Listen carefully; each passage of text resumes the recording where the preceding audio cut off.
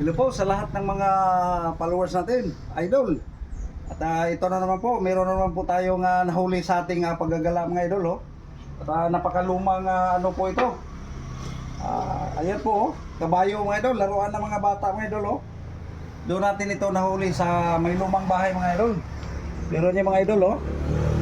Taong 1970s daw po itong nalaruan na ito mga idol at imported. At pag-aari po ito ng taga-ibang bansa mga idol. At inuwi ba naman dito sa Pilipinas mga idol. Ayan pa buhay na buhay pa. Nandoon po natin ito nahuli sa may lumang bahay po mga idol.